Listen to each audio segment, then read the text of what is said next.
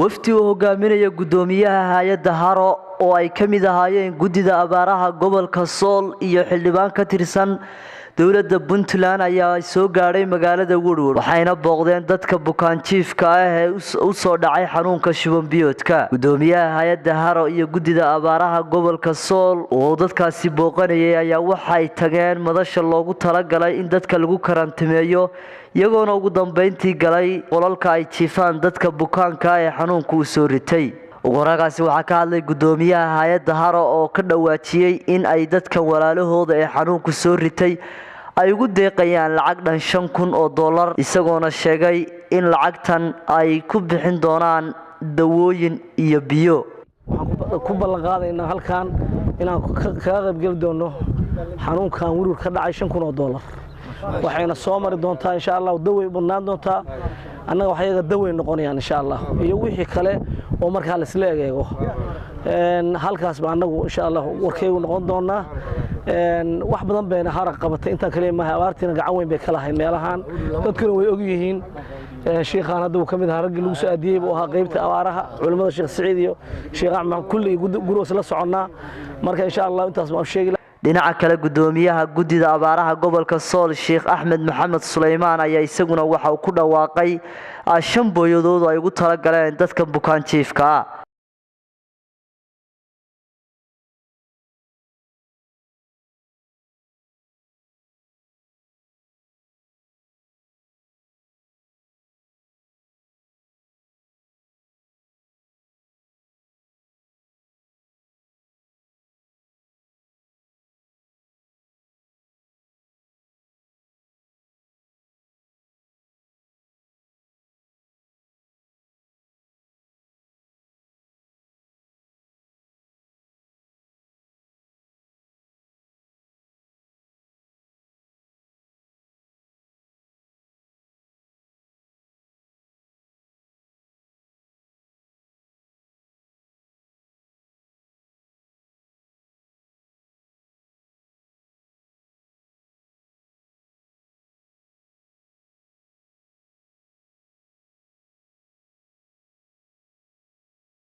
annagu hadda kumaana soo tagay booqashay ahayd laakiin waxaanu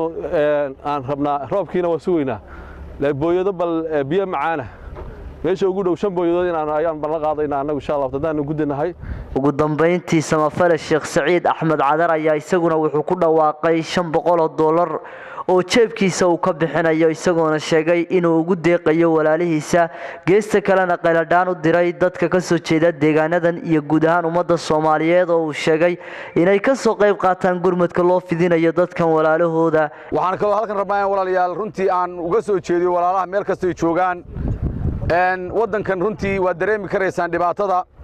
iyadoo aan loo diyaar ahayn oo dadku ay walba jilceen oo xaaladdu ay culus tahay oo jeebku xun yahay oo araadku badan yahay oo xooluhu ay baaba'een baa waxa yimi xanuunkan dilaaga ee shuban biyoodka oo aan cidna reebin maanta waa dareemayseen runtii aad baan uga naxay markaan soo dulmaray dadka faraha badan ee reer miyiga ee reer magaalka ee caruurta ee waayeelka ee dhalinyarada ay ku jiifa maanta la tacaalsan ee cusbitaalka dhexdiisa jiifa marka ugu horeysa waxaan leeyahay walaalayaal kelmadda ugu horeysa reer Woodward waxaan ugu hiilinayaa in ay yiraahdo arrinta tan awalba khayr badan baad ku jirteen dhammaan dadka ay dhageysanaya waxaan leeyahay ilaahay dartii ugu soo gurmada hawsha meesha taalaana waa hawl dhinac walba u baahan wax laga qabto haday dawo tahay iyo haday raashin tahay way ummadda inta leh quudin bay u baahan yihiin haystaan haday tahay biyo haday tahay facility kale oo ay ugu horeyso in loo helo gaari dadkan soo gura in ambalaasya la helo aan ka yareen 2 mid ugu yaraan marka ugu horeysa waxaan aad halkan rabaa inaan arinta ugu adkeeyo waayo macquul ma aha deegaanka inta leeg in la yaado nooha ka soo gurto inta la gaarayo waxaan insha Allah taala anigu shakhsiyadayda jeebkayga anoo hawsha kala gudiga la qabo waxaan $500 oo shidaalka ku saabsan noohooyinka ayaan insha Allah taala aan halka rabaa inaan insha Allah taala si loo aan la oran gaarigii shidaal la'aan buu isu taagay insha Allah taala iyana shidaalka $500 baan insha Allah taala wax weeyaan aan ballan qaadaya fariintan yari waxay ku saabsan tahay gaarigan iyo xaaladiisa gaarigani waa gurmadka koobaad ee magaalada Woodward u soo urunaya dadka faraha badan ee ku daatay meel walba runtii waxyaabaha ayaan darada waxa weeyaan degmada inta leeg ee mujtamaca inta leeg ay ku nool yihiin ayaan darada ummadan ma haysato haba yaraatee wax gaari ah oo ambalaas ma haystaan magaaladu sidaa daraaddeed waxaan codsanaynaa inta la gaadhayo kuwa ay mulki u leeyihiin reer Wurid oo in ka badan 100 sannadood ay magaaladu dhisan tahay waxaanu jecelahay in lala soo gaaro ugu horreyn in lala soo gaaro baabuur degdega oo ummadda lagu soo ururiyo ambalaasya Sakariya Maxamed Ciise Wadani wararka telefishinka Somali News Woodwood